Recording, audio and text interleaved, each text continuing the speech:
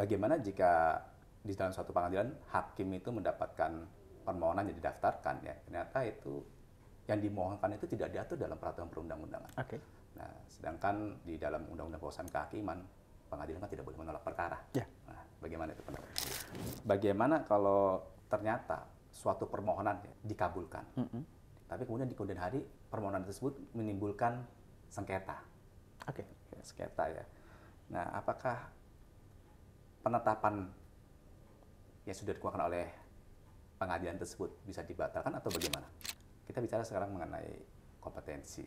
Ya. Nah, permohonan di dalam HIR atau di RBG di luar Pulau Jawa, nah itu kan banyak mengatur mengenai gugatan. Apa yang diatur dalam 118 HIR maupun di RBG itu apakah juga berlaku juga untuk permohonan atau ada hal lain yang lebih khusus? Seringkali di dalam perkara permohonan bukti saksi ini yang diajukan banyak berhubungan dengan ada pertalian darah ataupun semenda gitu, dan itu di hukum acara terhadap dengan berhubungan dengan perkara gugatan, hal tersebut dilarang. Nah, bagaimana dengan yang di permohonan ini mengenai akta ini kan akta otentik.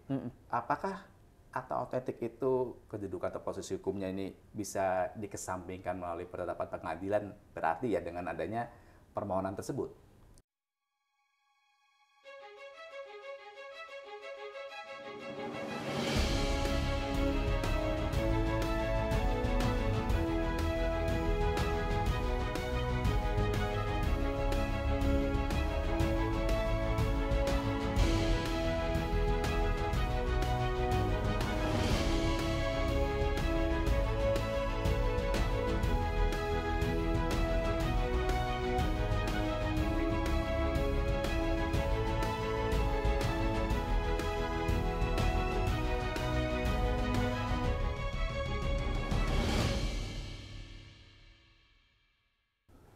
Podium Podcast Dirjen Badilum dengan materi penanganan perkara permohonan atau volunteer di pengadilan negeri. Bersama kita saat ini Yang Mulia Agus Subroto, SH Mhum MKN. Siap. Beliau adalah Hakim Agung di Kamar Perdata pada Mahkamah Agung Republik Indonesia. Apa kabar Yang Mulia? Alhamdulillah, kabar baik. Baik. Alhamdulillah, kami senang sekali Yang Mulia berkenan untuk menjadi narsum kami dengan materi penanganan perkara permohonan volunteer di pengadilan negeri. Siap. Yang Mulia Agus Subroto adalah keluarga Kagama ya, S1 dari Universitas Gadjah Mada, kemudian untuk Mhum dan MKN-nya di dua universitas yang dari Universitas Islam Indonesia dan Universitas Jayabaya. Saat ini beliau sedang menempuh program doktoral di Fakultas Hukum Universitas Airlangga. Siap. Jadi Yang Mulia, kenapa Podium mengangkat tema ini? Karena perkara permohonan atau volunteer ini merupakan salah satu jenis perkara yang ditangani oleh pengadilan negeri di lingkungan peradilan umum. Yang berbeda dengan perkara gugatan yang tentunya bersifat kontentiosa, permohonan bersifat non-kontentius karena tidak melibatkan pihak lawan dan umumnya ditujukan untuk mendapatkan penetapan hukum dari pengadilan. Meskipun demikian, terdapat beberapa permohonan yang melibatkan dua belah pihak yang berperkara. Menurut buku 2 tentang Pedoman Teknis Administrasi dan Teknis Peradilan Perdata Umum edisi tahun 2007, pengadilan negeri hanya berwenang untuk memeriksa dan mengabulkan permohonan apabila hal itu ditentukan oleh peraturan perundang-undangan. Dalam prakteknya, penanganan perkara permohonan masih menghadapi sejumlah tantangan, seperti perbedaan persepsi di antara para hakim mengenai perkara apa saja yang dapat diajukan, teknis persidangannya, maupun standar pembuktian hingga penyusunan putusan. Melalui podium ini, tema ini diangkat guna memberikan ruang diskusi dan kesatuan penerapan hukum tentunya, sehingga tidak ada permasalahan yang dialami oleh masyarakat pengguna layanan pengadilan di seluruh satker di seluruh Indonesia, maupun menghindari potensi pengaduan yang ada. Baik, Yang Mulia, salah satu pelayanan pengadilan adalah memeriksa perkara permohonan ya, salah satunya perkara volunteer ini. Dan sampai saat ini penanganan perkara permohonan secara teknis masih merujuk pada buku 2 mengenai bidang tersebut, dan dalam prakteknya masih terdapat perbedaan pandangan. Kalau menurut Bapak, apakah Mahkamah Agung perlu membuat peraturan seperti perma terkait dengan tata cara penanganan perkara permohonan. Terima kasih atas pertanyaan yang sangat bagus. Selamat bertemu para sobat podium. Senang sekali saya diberi kesempatan oleh teman-teman dari Badilum untuk sharing pendapat pada kesempatan ini. Menanggapi pertanyaan Bapak tadi, apakah perlu adanya peraturan Mahkamah Agung yang mengatur tentang apa dan bagaimana mekanisme pemeriksaan perkara permohonan? Menurut hemat saya, Mahkamah Agung memang perlu mempertimbangkan menerbitkan peraturan Mahkamah Agung yang mengatur tentang apa, bagaimana prosedur ataupun mekanisme pemeriksaan perkara permohonan di pengadilan tingkat pertama. Ada beberapa alasan mengapa saya memberikan pendapat perlunya Mahkamah Agung memberikan suatu perma tentang hal itu. Alasan yang pertama adalah tentang kepastian hukum itu sendiri. Alasan yang kedua adalah tentang unifikasi praktek peradilan khususnya tentang perkara permohonan. Alasan yang ketiga adalah penguatan legal framework dan yang keempat adalah peningkatan transparansi dan akuntabilitas dari lembaga peradilan itu sendiri. Izinkan saya untuk memberikan sedikit penjelasan item-item yang saya kemukakan tadi. Yang pertama adalah tentang alasan kepastian hukum. Kalau kita sekarang masih mempedomani ketentuan buku kedua tentang bagaimana pola administrasi badan peradilan, namanya juga buku panduan ya. Tentu kekuatan mengikatnya tidak sekuat apabila dituangkan dalam bentuk peraturan Mahkamah Agung. Nah, saya dalam hubungan ini ingat sekali pembelajaran pada waktu mengambil mata kuliah hukum, pengantar ilmu hukum pada waktu kuliah S1 di Fakultas Hukum. Yang menarik pada waktu itu selalu saja dikemukakan tentang surat edaran Mahkamah Agung nomor 3 tahun 1963 yang tidak memperlakukan ketentuan pasal 108 1110 KUH Perdata. Di dalam dua pasal itu ditentukan bahwa bagi perempuan betapapun telah dewasa, ketika ia menikah, maka apabila melakukan suatu perbuatan hukum harus seizin suaminya. Nah, lalu berdasarkan SEMA nomor 3 tahun 1963 itu dikatakan tidak perlu adanya izin dari suaminya. Namun pesan dari guru besar saya yang saya kagumi adalah Profesor Sutikno Mertokusumo mengatakan, loh namanya KUH Perdata itu kan kitab undang-undang yang notabene adalah undang-undang. Mengapa dinafikan dengan adanya suatu surat edaran? Bahasa awamnya dikalahkan dengan SEMA ya. Dikalahkan dengan SEMA. Beliau mengatakan dari ruhnya apa yang diatur dalam SEMA itu betul. Bahwa istri ketika akan melakukan suatu tindakan hukum tertentu tidak perlu mendapatkan persetujuan dari suaminya. Akan tetapi sekiranya saudara nanti jadi hakim, dalam mempertimbangkan tidak berlakunya pasal 108 110 KUH Perdata, jangan menimbang bahwa berdasarkan surat edaran Mahkamah Agung. Tetapi pertimbangkanlah menurut pendapatmu sendiri, karena apa yang diucapkan hakim adalah undang-undang. Itu satu pesan yang menarik bagi saya. Nah, dibandingkan dengan tadi adanya kepastian hukum, yang namanya juga surat edaran tentu kekuatan mengikatnya kurang. Nah, apabila dituangkan dalam bentuk perma, itu mempunyai kekuatan mengikat baik terutama bagi para hakim itu sendiri. Kemudian yang kedua adalah unifikasi praktek peradilan. Dengan adanya peraturan Mahkamah Agung yang mengatur tentang bagaimana mekanisme pemeriksaan perkara permohonan di pengadilan, tentu saja ini terjadi suatu keseragaman di antara pengadilan negeri yang satu dengan yang lainnya, jadi tidak akan ada suatu deviasi penyimpangan-penyimpangan yang terjadi. Alasan yang ketiga adalah penguatan legal framework. Perma sebagai produk hukum dari Mahkamah Agung memiliki daya mengikat dibandingkan dengan produk yang berupa buku pedoman tadi. Dan yang keempat adalah peningkatan transparansi dan akuntabilitas lembaga peradilan. Dengan adanya peraturan Mahkamah Agung tentu akan lebih terang, lebih terbuka apa-apa yang harus dipenuhi oleh para pencari keadilan dalam hubungannya dengan mekanisme pemeriksaan perkara permohonan di pengadilan. Baik. Yang mulia, menarik tadi mengenai upaya-upaya yang mungkin lebih baik bisa ya oleh MA dengan Perma bisa menyatukan penerapan ya penerapan hukum di daerah. Kalau kita bicara mengenai administrasi perkara, mengenai perkara ini biasanya tantangan umum yang terjadi ini selain dengan gugatan apa ini permohonan ini? Yang mulia kan sebelum menjadi hakim agung adalah panitera muda perdata khusus ya di Mahkamah Agung. Tentu kompeten lah untuk menjawab masalah ini. Iya. Berbicara tentang obstacle, tantangan, apa yang berada di depan mata kita. Tantangan yang paling utama dan paling jelas bisa digambarkan adalah ketiadaan keseragaman antara institusi satu yang dengan yang lainnya.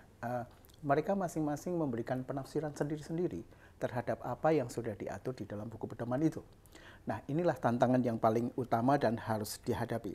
Yang kedua adalah ternyata tidak ada ketentuan hukum acara yang secara khusus mengatur tentang permohonan, ya kan? Selama ini yang diatur di dalam HIR, RPG itu lebih fokus pada perkara-perkara gugatan. Nah, dengan adanya peraturan Mahkamah Agung yang mengatur tentang mekanisme tata cara pemeriksaan perkara permohonan, kekhawatiran tentang halangan-halangan tadi sedikit banyak bisa diminimalisir. Yang kedua, minimnya pemahaman tentang sifat non-contentiosa itu sendiri. Apa sih yang dimaksud dengan non-contentiosa? Masing-masing mempunyai persepsi dan pemahaman yang tidak seragam, sehingga ini merupakan suatu kendala tersendiri di dalam melakukan pemeriksaan perkara permohonan. Kalau tadi disebutkan mengenai non-contentiosa itu, kalau itu diterapkan dalam administrasi perkara, dalam perkara permohonan ini, itu dampaknya seperti apa di dalam penanganan di administrasi di Satker ya, sehingga itu bisa menimbulkan perbedaan ini? Salah satu yang paling menonjol adalah ketika sudah memasuki tahapan pemeriksaan dan pembuktian dan pada akhirnya menyusun penetapannya. Ada sementara hakim yang memperlakukan pembuktian dan pemeriksaan itu seperti layaknya perkara-perkara kontentiosa, ya toh. Kemudian yang kedua, ketika menyusun penetapan itu sendiri juga mempedomani putusan-putusan yang sifatnya kondemnator. Ada yang menggunakan tentang duduknya perkara, tentang pertimbangan hukum. Tetapi ada juga sementara hakim ini kan permohonan, tidak perlu dipisahkan antara tentang duduknya perkara di satu sisi dan tentang pertimbangan hukum pada sisi yang lain. Gitu ya. Di dalam pembuatan penetapan punya bisa berbeda ya. Template-nya pun bisa berbeda ya. Gitu ya. Baik, di dalam buku 2 saat ini kan ada disebutkan bahwa hal jenis-jenis perkara permohonan yang bisa diajukan di pengadilan negeri. Kalau saya tidak salah itu ada dari huruf A hingga K ya, ada 11 jenis. Dan itu semua kewenangan itu diberikan berdasarkan peraturan perundang-undangan. Nah, bagaimana jika di dalam suatu pengadilan hakim itu mendapatkan permohonan yang didaftarkan ya, ternyata itu yang dimohonkan itu tidak diatur dalam peraturan perundang-undangan. Nah, sedangkan di dalam Undang-Undang Kekuasaan Kehakiman, pengadilan kan tidak boleh menolak perkara. Nah, bagaimana itu pendapat Mulia? Baik, dalam hubungannya dengan persoalan tersebut, mari kita melihat ketentuan pasal 5 ayat 1 Undang-Undang tentang Kekuasaan Kehakiman, bahwa hakim wajib menggali nilai-nilai hukum yang hidup dalam satu masyarakat. Kalaupun perkara itu tidak diatur, permohonan itu tidak diatur di dalam ketentuan hukum secara tertulis, kita melihat apakah permohonan itu tidak menyimpang dari 3 ketentuan pokok dalam perkara permohonan. tidak mengandung dispute, tidak menetapkan keahli warisan, tidak menetapkan adanya sah tidaknya suatu akta ataupun dokumen, boleh bebas bergerak di situ. Tetapi kalau sudah menyangkut tentang status kewarisan orang, tentang status kepemilikan, tentang status sah tidaknya suatu dokumen, itu di luar ruang lingkup kewenangan perkara permohonan. Tiga itu ya? Ya. Kalau di luar tiga itu berarti ada terbuka di luar 11 yang tadi sudah disebutkan dalam buku 2, bisa ada selama diatur dalam peraturan perundang-undangan. Iya, begitu disebutkan gitu ya. Betul. Baik. Kalau ternyata di dalam permohonan diajukan itu isinya ini ada menyentuh mungkin pihak. Kan ini secara intinya materinya kan permohonan ini kan volunter. Ya. Nah, bersifat dan tidak ada konteks kuasa. terlawan. Nah, tapi ternyata di dalam positanya maupun di dalam petitumnya, di dalam permohonan itu ada menyentuh kepentingan pihak lain. Nah, ini bagaimana ini? Baik. Memang pada dasarnya perkara permohonan itu adalah klaim sepihak ya. Tidak ada pihak yang lain di dalam hal ini. Misalnya ada pemohon, ada termohon. Namun ternyata kontennya mengandung suatu dispute, mengandung suatu sengketa antara pemohon dengan termohon.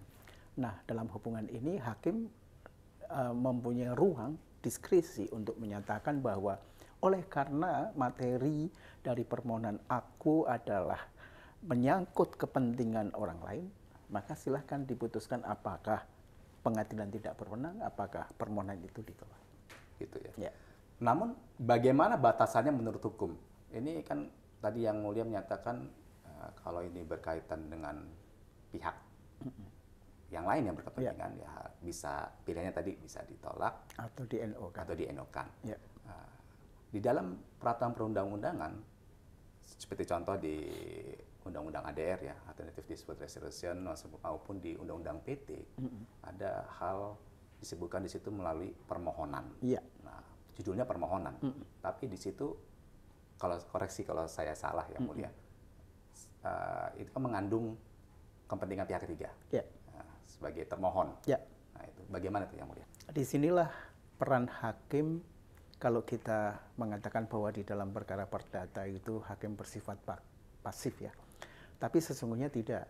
Ada hal-hal tertentu hakim harus bersifat aktif. Kalau ilustrasi seperti yang Anda bicarakan tadi menyangkut ketentuan pihak ketiga, kita harus memberikan arahan bahwa di dalam perkara permohonan setidaknya harus ada dua pihak, pihak pemohon dan pihak termohon. Sebagai contoh konkret di sini, izinkan saya memberikan ilustrasi pada ketentuan undang-undang tentang perseroan terbatas. Ada suatu ketentuan dalam undang-undang perseroan terbatas itu apabila direksi tidak menyelenggarakan rapat umum pemegang saham sebagaimana telah ditentukan di dalam anggaran dasar dan anggaran rumah tangga perseroan terbatas yang bersangkutan, maka pemegang saham berwenang berhak untuk mengajukan permohonan ke pengadilan negeri untuk meminta direksi menyelenggarakan rapat umum pemegang saham yang ternyata sudah sekian lama tidak diselenggarakan atau melakukan suatu audit katakanlah. Nah, dalam kasus seperti ini tentu tidak layak kalau hanya ada pemohon saja. Jadi dalam hal ini pemegang saham sebagai pemohon dan direksi sebagai termohon ada suatu balancing, ada suatu keseimbangan antara pemohon dan termohon, dan pada akhirnya pengadilan yang akan memutuskan mengabulkan atau tidaknya permohonan untuk menyelenggarakan rapat umum pemegang saham ataupun rapat umum pemegang saham luar biasa. Nah, ini menarik yang mulia. Kalau seperti itu, produknya apa? Apakah penetapan atau putusan? Nah, dalam hubungan ini produknya tetap penetapan. Tetap penetapan. Tetapi kalau kita larikan pada Undang-Undang 37 tahun 2004 tentang kepalitan dan PKPU, di dalam undang-undang tersebut dikatakan bahwa pemohon mengajukan permohonan pernyataan pilot atau pemohon mengajukan permohonan penundaan kewajiban pembayaran utang. Di sini pun merupakan permohonan yang sifatnya luar biasa. Ada suatu karakteristik tertentu, ada pemohon di satu sisi dan ada termohon di sisi yang lain. Nah, dalam Undang-Undang Nomor 37 Tahun 2004 itu, betapapun permohonan sifatnya, tetapi produknya adalah putusan. Nah, ini suatu penyimpangan dari asas permohonan pada umumnya yang produknya adalah penetapan, tetapi khusus dalam permohonan pernyataan pilot dan permohonan PKPU, produknya adalah putusan. Apakah di dalam perundang-undang lain ada yang seperti itu? Apa hanya di kepailitan yang putusan? Kalau yang tadi di PT dengan di arbitrase itu kan tetap penetapan. Ya. Nah, kalau yang sepanjang pengalaman dan pemahaman saya, baru saya temui di dalam undang-undang kepailitan dan PKPU. Menarik ini yang mulia. Siap. Kita sedikit bicara mengenai administrasi. Ya. Apabila masyarakat pengguna layanan ini mendaftarkan permohonannya di PTSP kita, kan, di administrasi di bawah ini sejauh mana kewenangan administrasi ya dalam hal ini tanda kutip mungkin menyeleksi atau melihat sesuai dengan checklist yang ada mengenai dokumen-dokumen yang diajukan sebagai persyaratan suatu permohonan, terutama apabila antara bukti awal atau apa yang di dalam berkasnya itu atau dokumen yang lain ternyata ada perbedaan data di situ. Nah, ini sejauh mana administrasi ini, karena di Satgas ini menimbulkan suatu perdebatan juga dan menimbulkan polemik itu di situ. Bisa juga akhirnya bersih tegang dengan pengguna layanan pengadilan. Nah, memang ini suatu tantangan yang tidak ringan bagi teman-teman yang duduk di meja PTSP ya, karena dia berhubungan langsung dengan para pencari keadilan itu sendiri. Nah, sejauh pemahaman saya, teman-teman yang duduk di PTSP sepanjang kewenangannya sekedar mengingatkan, ini loh berdasarkan checklist yang sudah ditetapkan, Anda tidak atau kurang memenuhi syarat ini saja. Tetapi kalau yang bersangkutan tetap katakanlah memaksakan, betapapun tidak memenuhi syarat formal checklist, ya tinggal menaikkan ke atas saja. Biarlah hakim yang akan memberikan putusannya ataupun penetapannya tentang tidak dipenuhinya syarat formal tersebut.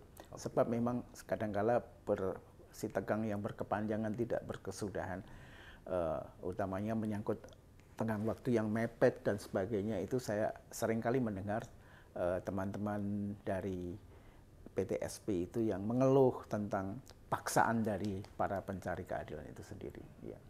Ini merupakan mungkin pencerahan ya bagi kawan-kawan di PTSP, karena memang kawan-kawan ini kan bingung antara syarat formil dengan material. Kalau terkait dengan materialnya, nah biasanya meskipun mungkin aneh permohonan itu, tapi ya sudah, itu kan hakim yang akan menentukan nanti. Nah, terima saja di bawah. Tapi kalau yang berkaitan dengan formil tadi, nah kadang-kadang ini kan bersih tegang di bawah yang formil. Kan. Nah itu ragu ini para petugas PTSP kita ini kan gampang di bawah ini. Ini gimana ini mau menghadapi ini? Nah, seperti itu yang mulia. Sebetulnya ideal banget ya apa yang sudah diatur di dalam bentuk katakanlah perma ya, atau surat keputusan Ketua Mahkamah Agung di dalam kaitannya dengan kepailitan PKPU nomor 109, bahwa checklist yang harus dipenuhi adalah bla bla bla bla. Lengkap sekali di dalam SK-KMA nomor 109 tersebut. Tetapi kadangkala para teman-teman lawyer itu mencari menangnya sendiri kan, memaksakan. Nah, kalau saling bersitegang antara satu dengan yang lain tentu menghasilkan hal-hal yang kontraproduktif. Nah, dalam meminimalisir ketentuan itu, hal-hal yang tidak kita inginkan itu, ya sudahlah, kalau memang tidak memenuhi syarat formal dan tidak mau diberitahu, ya, naikkan ke atas saja, biarlah hakim yang akan memutuskannya. Bagaimana kalau ternyata suatu permohonan ya, dikabulkan, tapi kemudian di kemudian hari permohonan tersebut menimbulkan sengketa, sengketa ya. Nah, apakah penetapan yang sudah dikeluarkan oleh pengadilan tersebut bisa dibatalkan atau bagaimana? Oke. Dalam hubungannya dengan kenyataan itu banyak ya. Bisa saja terjadi bahwa sudah diprodukkan suatu penetapan ternyata kontennya merugikan pihak ketiga, katakanlah seperti itu. Apakah penetapannya ansih bisa dibatalkan? Counter penetapan gitu.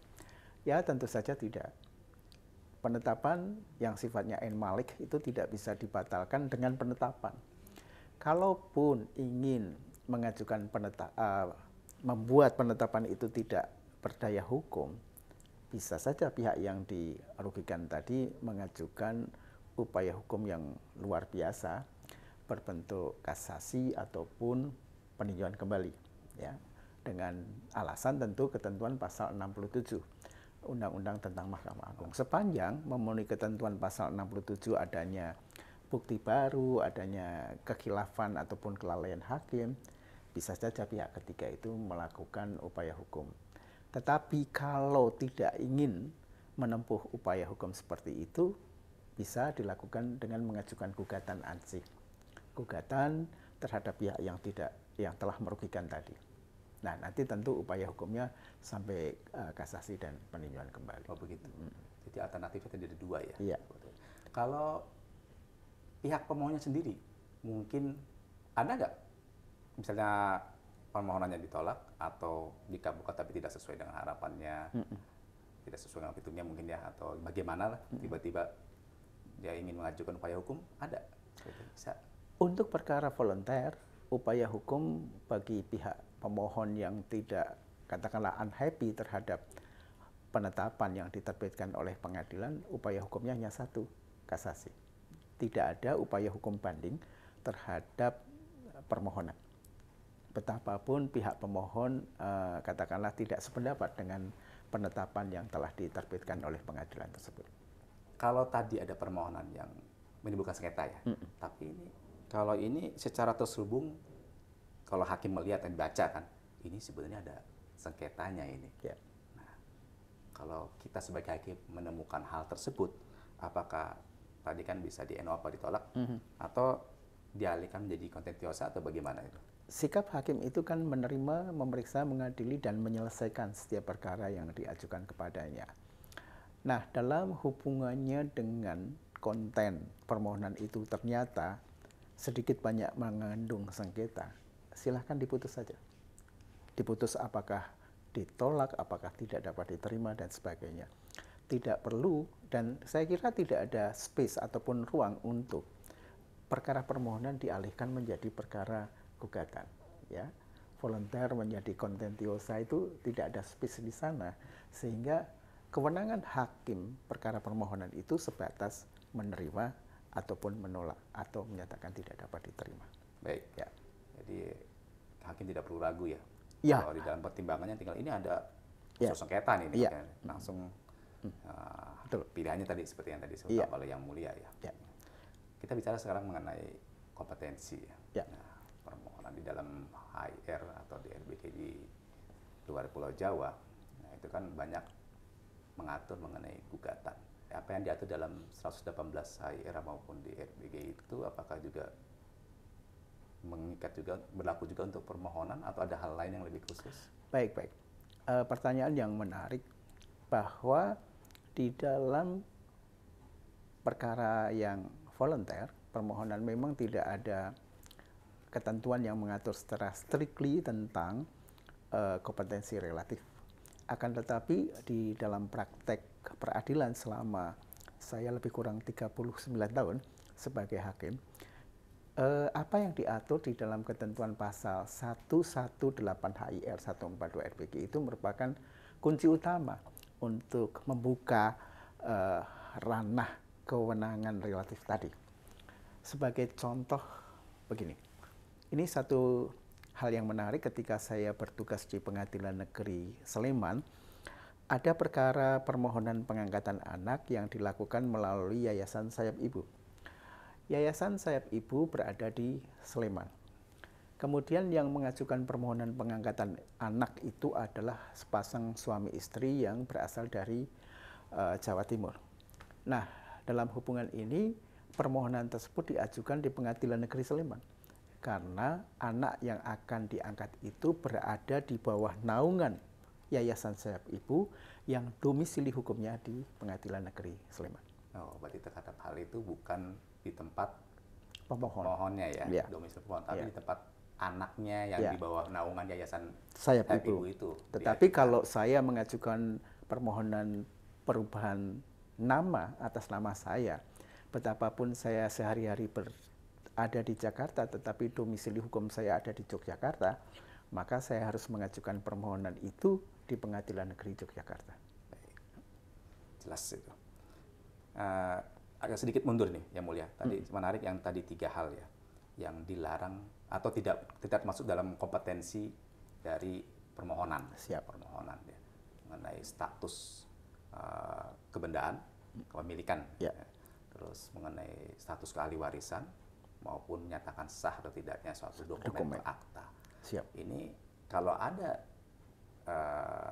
permohonan seperti itu diajukan di pengadilan, ya, ini dasar panitera maupun hakim kalau sudah maupun maksa misalnya kan dilanjutkan daripada tadi seperti bilang menimbulkan ketegangan, akhirnya diterima saja atau apa, ini dasar hukumnya ini menolak itu nanti ya lebih jelasnya tuh lebih komprehensifnya nanti bisa diatur di mana saja selain tidak yang disebutkan di dalam buku 2 itu maupun di Ya. akhir.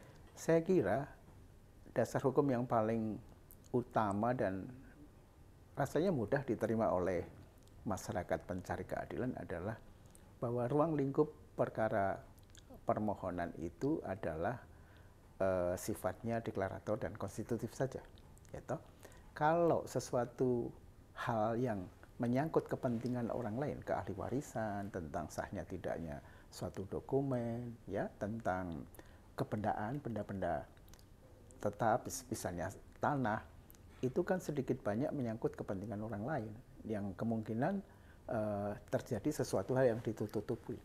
Nah, dengan demikian cukup mengatakan bahwa ketiga hal itu adalah merupakan kewenangan pengadilan gugatan, kondemnator di situ. Sehingga pengadilan volunteer di sini tidak mempunyai ruang lingkup untuk menyatakan menerimanya. Gitu. Begitu saja langsung Iya. ya. Baik. Bagaimana penerapan asas litigasi volunteer ya dalam administrasi perkara permohonan, terutama kalau tidak adanya pihak tergugat atau termohon gitu ya. Nah, itu bagaimana ya? Kalau litigasi volunteer tadi kembali ke ketentuan pasal 118, Pak ya. Sebagaimana kita pahami bersama bahwa pasal 118 itu adalah terdiri dari 4 ayat. Nah, dari 118 ayat 1 bahwa perkara diajukan di tempat tinggal.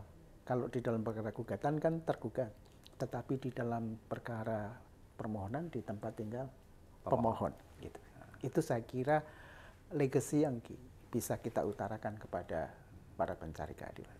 Kecuali yang tadi yang disebutkan mengenai anak. Yang gitu ya. Ataupun yang mungkin yang warga intercountry adoption. Adoption ya. Ya. Gitu ya.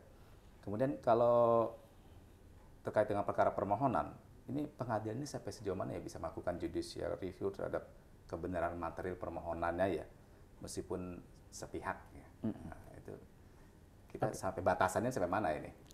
Baik, lagi-lagi terhadap perkara permohonan, kalau ditanyakan tentang judicial review-nya, ya kembali kepada asas pembuktian di dalam perkara permohonan. Permohonan diajukan oleh pemohon, pembuktian diajukan oleh pemohon itu juga. Maka judicial review kita adalah sejauh mana pemohon bisa membuktikan dalil-dalil permohonannya. Sehingga sedikit banyak ruang lingkup permohonan itu sifatnya formil. Sepanjang bisa dibuktikan apa yang menjadi dalil dari pemohon, itulah yang patut dikabulkan atau tidaknya. Karena ini seperti yang dinyatakan oleh Yang Mulia tadi, ini kan pernyataan sepihak ya. Ya. Nah, jadi kan apakah dia bisa membuktikan pernyataannya tersebut? Betul. Seperti itu ya. Kalaupun nanti di kemudian hari ternyata apa yang dikemukakan tadi tidak benar, masih ada upaya hukum yang berupa katakanlah PK ya, peninjauan kembali kalau memang ada novum bukti-bukti baru sebagaimana diamanatkan pasal 67, kenapa tidak? Baik. Ya. Kalau tadi dengan pembuktian tadi ya, ini menarik ini, Yang Mulia.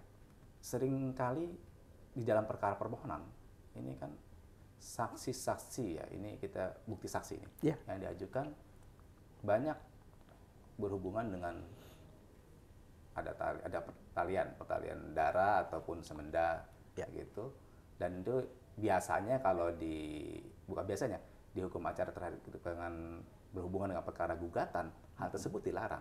Nah, Ya. bagaimana dengan yang di permohonan ini? Baik, ini pertanyaan yang menarik dan sangat berkaitan dengan praktek keseharian kita. Bahwa dahulu sih, sekarang udah nggak ada lagi, kalau ada anak yang dilahirkan ternyata terlambat mendaftarkan di kantor catatan sipil, maka untuk mendapatkan akte kelahiran harus mendapatkan penetapan terlebih dahulu dari pengadilan. Nah, apa yang harus dibuktikan? Yang harus dibuktikan tentu tentang status perkawinan orang tuanya. Yang harus dibuktikan yang kedua tentu tentang anak itu dilahirkan kapan. Oke lah, saya menyinggung bukan masalah akte kelahiran, tetapi ganti nama, ya, ganti nama. Di adat Jawa, kalau ada seorang pria menikah dengan seorang wanita, ini terjadi era orang tua saya. Era saya udah tidak terjadi lagi. Di saat sesudah menikah, maka dia akan mendapatkan nama tua. Tidak lagi Suparno, akan tetapi menjadi paduan nama orang tua bapak dan nama orang tua dari mertua. Itu. Nah, siapa yang bisa mengetahui bahwa nama ayah saya itu adalah X, nama mertua saya adalah Y misalnya? Itu kan orang-orang yang mempunyai sifat kekerabatan. Nah, dalam hubungan ini menjawab pertanyaan saudara, satu, sekiranya pembuktian tertulis tidak mencukupi dan hal-hal yang diketahui secara spesifik itu adalah mereka yang ada kaitannya dengan keluarga, keterangan dari orang-orang yang mempunyai hubungan kekerabatan dari pemohon ada alasannya untuk diterima. Jadi tidak apa-apa ya? Tidak apa-apa. Saksi yang saudara itu. Ya. Ini kan permohonan juga. Ya. Di dalam perkara gugatan, katakanlah perceraian, apa yang dituangkan di dalam ketentuan hukum acara pun sedikit banyak disimpangi. Bahwa orang yang mendapatkan gaji tidak boleh memberikan keterangan di depan persidangan orang yang memberikan gaji. Tetapi di dalam ketentuan undang-undang peraturan pemerintah nomor 9 tahun 75 khususnya pasal 19F, bila terjadi percekcokan terus-menerus tidak ada harapan untuk dirukunkan kembali, merupakan salah satu alasan untuk terjadinya perceraian. Siapa yang tahu terjadinya percekcokan terus-menerus itu kalau bukan pembantu rumah tangga yang hidup sehari-harinya dengan majikan mereka itu? Betul sekali, Yang Mulia. Atau kalau anak perempuan kan selalu mengeluh pada orang tuanya ya, bahwa disharmonis kehidupan rumah tangganya. Tidak ada salahnya mendengar keterangan dari orang tua para pihak itu. Apa benar sih rumah tangganya anak-anak saudara itu terjadi perselisihan terus-menerus, dan sejauh mana Anda berupaya untuk merukunkan kembali di antara mereka? Nah, dari hal itulah terbuka kemungkinan untuk mendengarkan keterangan saksi yang masih ada kaitannya hubungan kekerabatan. Baik, Yang Mulia. Ini tadi cerita mengenai perubahan nama tadi ya. Meskipun mungkin di saat ini tradisi yang tadi orang tua Yang Mulia itu sudah tidak ada lagi.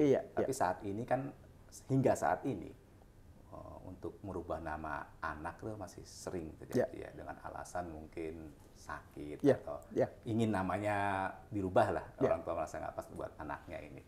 Nah, untuk administrasi ini kan berkaitan dengan administrasi pendudukan di Dukcapil. Nah, ini untuk mempermudah ya, Mahkamah Agung dengan instansi terkait maupun masyarakat, ini apakah perlu ini ada suatu MOU atau ada suatu peraturan atau apa yang sifatnya koordinasi untuk perubahan nama dengan Dukcapil ya, atau dengan Dagri dan hal ini, kemudian ataukah selain perubahan nama juga di daerah atau di Satker ini sering ada terkait dengan perbedaan nama atau perubahan nama yang ada di paspor Ya, atau ya. apa di Ya, ya. imigrasi. Nah, itu kan.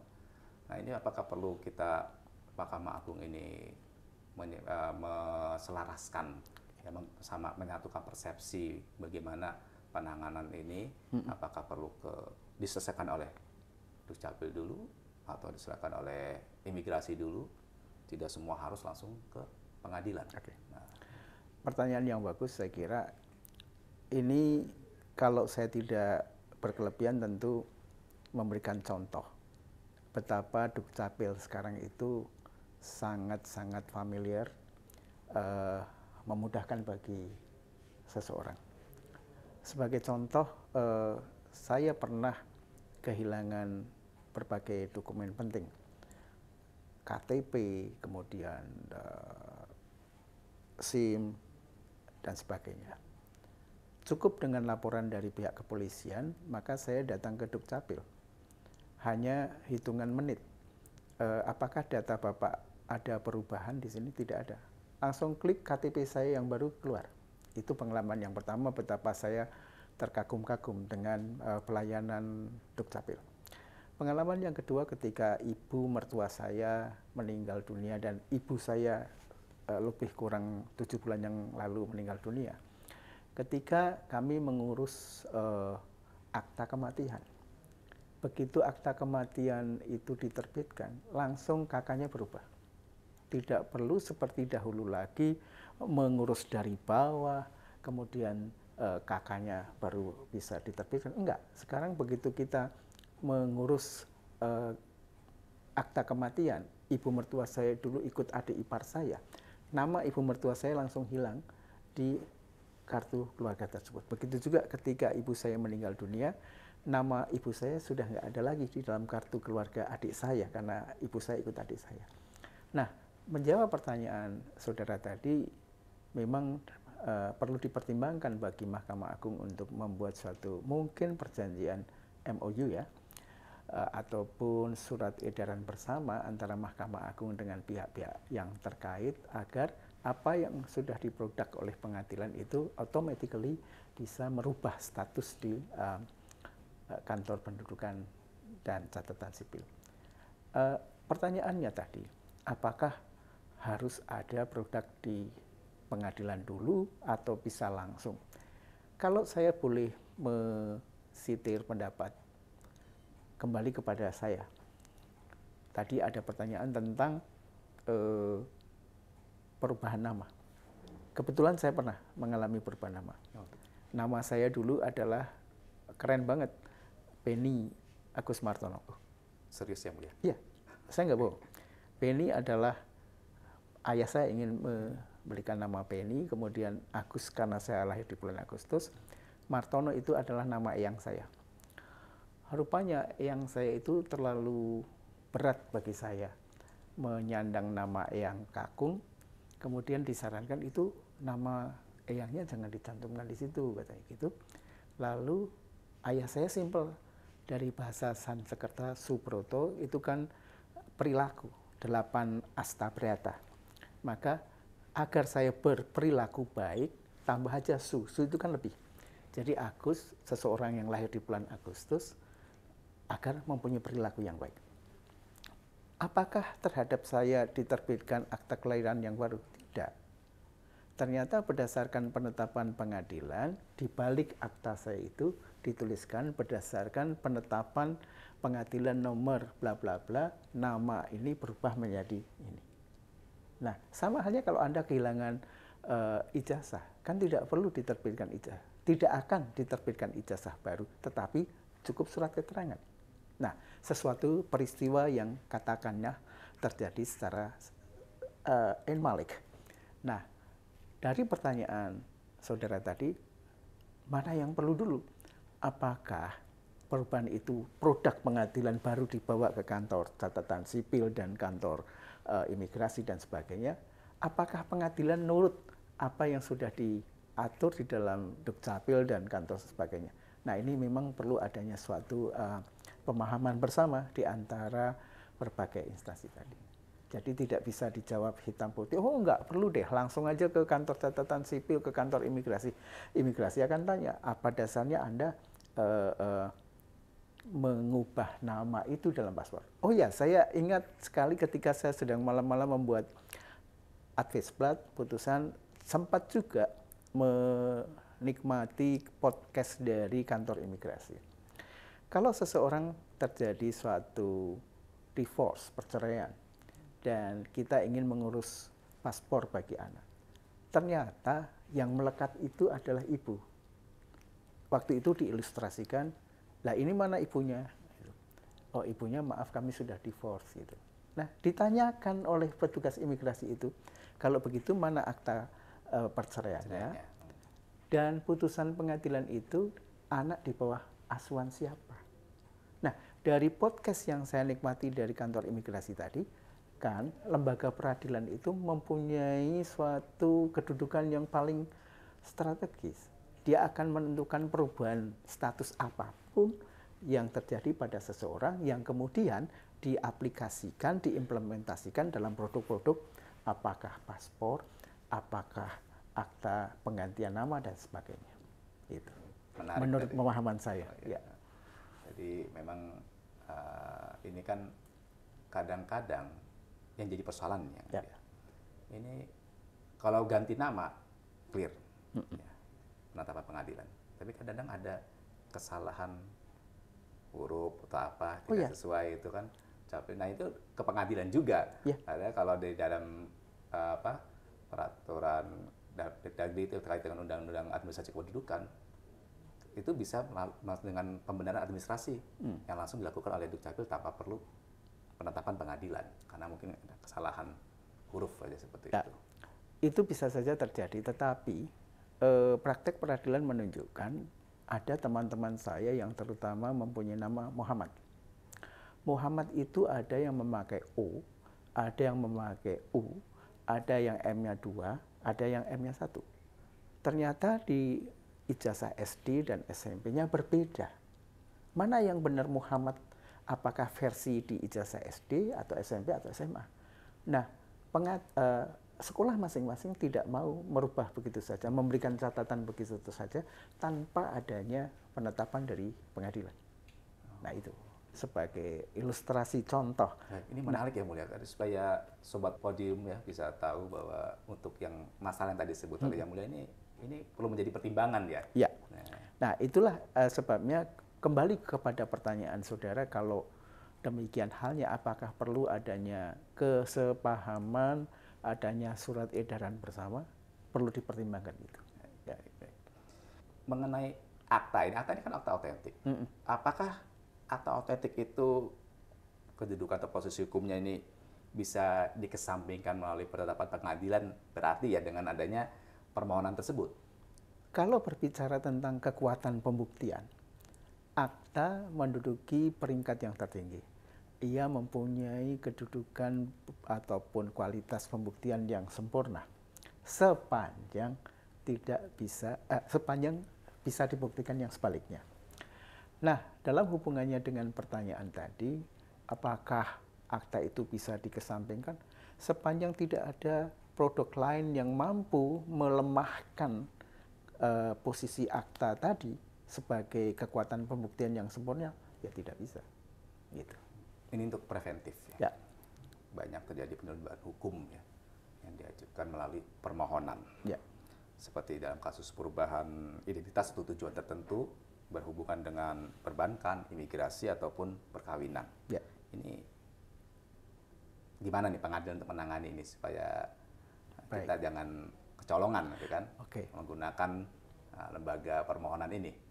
Untuk mengantisipasi hal yang tidak diinginkan seperti yang saudara kemukakan tadi, memang diperlukan sikap kehati-hatian dari hakim. Jangan sampai lembaga permohonan ini menjadi sarana untuk melegalkan, melegitimasi sesuatu hal yang kejahatan yang terselubung. Nah ini hanya bisa dirasakan oleh nurani seorang hakim yang tentunya berhati bersih. Kalau dari petitum ya penetapan ini, itu kalau dari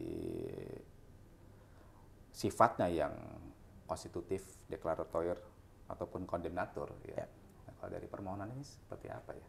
Berbicara dengan karakteristik sifat penetapan, sesungguhnya penetapan itu mempunyai nuansa dua hal penting.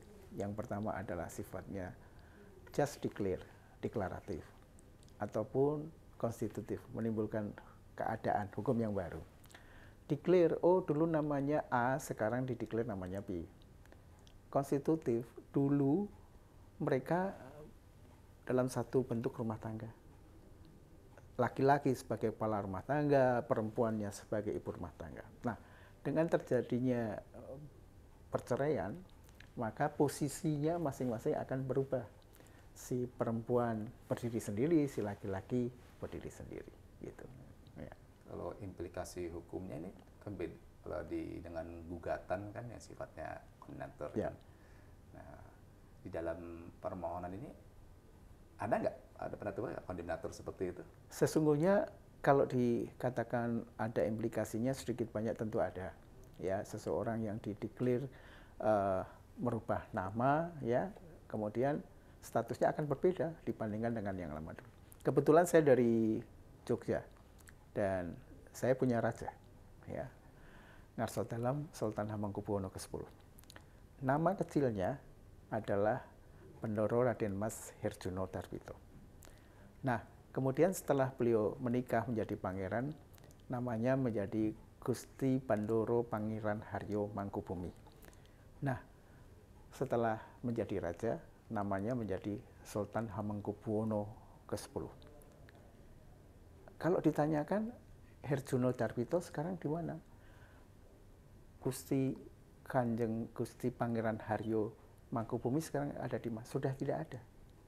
Sekarang jangan mengingat-ingat kembali nama Sultan Hamengkubuwono ke-10 itu dulu seorang Herjuno Darwito. Kebetulan kami kuliah di tempat yang sama dan pernah di suatu saat saya dengan beliau itu mengambil hukum pajak kalau nggak salah dari Profesor Rohmat Sumitro.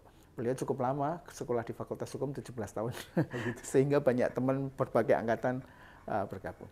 Nah, dari podcast beliau itulah pada waktu beliau diangkat sebagai raja waktu itu, ya sekarang Herjuno Darwito sudah nggak ada. Sekarang Pangeran Mangkubumi sudah tidak ada. Sudah melebur jadi satu Sultan Hamengkubuwono. Kira-kira seperti itu. Oh gitu ya.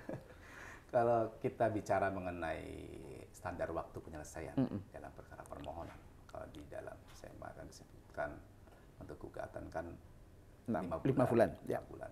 Nah, untuk permohonan sendiri bagaimana? Kalau permohonan saya kira less than, ya, kurang dari 5 bulan itu ya. Bisa di maksimum 3 bulan gitu. Hampir seperti pidana berarti ya? Ya, betul. Seperti itu, ya. Karena kadangkala di dalam perkara permohonan itu ada hal-hal yang agak kompleks pembuktiannya. Apa yang agak kompleks? Perubahan status jenis kelamin laki-laki menjadi perempuan atau perempuan menjadi laki-laki itu tidak mudah. Harus ada suatu paparan dari ahli, dari sisi apa saja, dari sisi kejiwaan dan sebagainya, apakah memang layak status seksualnya itu berubah dari laki-laki menjadi perempuan, dari perempuan menjadi laki-laki. Nah, itu tidak bisa secara serampangan dilakukan oleh hakim. Jadi ada waktu yang cukup, dan waktu yang cukup itu sekira 3 bulan. Baik. Ya. Jadi khusus untuk yang tadi disebut oleh Yang Mulia, karena ini sifat pembuktiannya ya, yang mungkin dalam tanda kutip lebih rumit dan perlu pendalaman ya. Makanya permohonannya bisa waktunya lebih dari sebulan dan sebagainya. Karena saat ini kan untuk perkara permohonan banyak satker-satker yang inovasinya untuk misalnya one day minute, kan, terus habis ditetapkan hari sidang. Memang ini kan langsung kita tetapkan hari sidang minggu depan atau lebih dari 3 hari. Setelah itu saat persidangan pertama langsung pembuktian dan sidang kedua langsung diputuskan penetapan, begitu. Nah, untuk mungkin yang kasus permohonannya sifatnya perlu pembuktian yang lebih komprehensif seperti ganti kelamin tadi ya, itu tentu tidak bisa diselesaikan dalam 1-2 kali sidang gitu ya. Betul sekali itu ya. Kemudian ini Yang Mulia, banyak terjadi Makanya tadi dikatakan perlu perma itu ya, Ya. karena memang di penerapan di satker-satker ini banyak terjadi perbedaan. Ya. Yang sering terjadi adalah keluhan dari masyarakat pengguna layanan pengadilan, masyarakat pencari keadilan. Dia mengajukan permohonan misalnya yang tidak ada di dalam 11 jenis permohonan di dalam buku 2. Nah, di pengadilan A diterima. Di pengadilan B ditolak. Ya. Nah, dan itu bisa menjadi sumber pengaduan. Siap. Nah, bagaimana pendapat yang mulia terhadap hal tersebut? Itulah di awal cara ini saya tadi mengatakan bahwa Mahkamah Agung perlu mempertimbangkan perlunya perma yang mengatur tentang permohonan, mekanismenya, langkah-langkahnya seperti apa, agar tidak terjadi disparitas tentang boleh tidaknya hal-hal itu diajukan dengan cara atau mekanisme permohonan. Karena fatal kenyataannya di saat sekarang ini ada perbedaan yang cukup signifikan antara pengadilan satu dengan pengadilan yang lainnya. Dan ini kalau dibiarkan memang rawan ya. Orang akan selalu saja membanding-bandingkan dan maaf kata akan lari dengan cara apapun. Oh, di pengadilan sana aja bisa. Caranya bagaimana ya? Dengan mengubah status kependudukan dan sebagainya.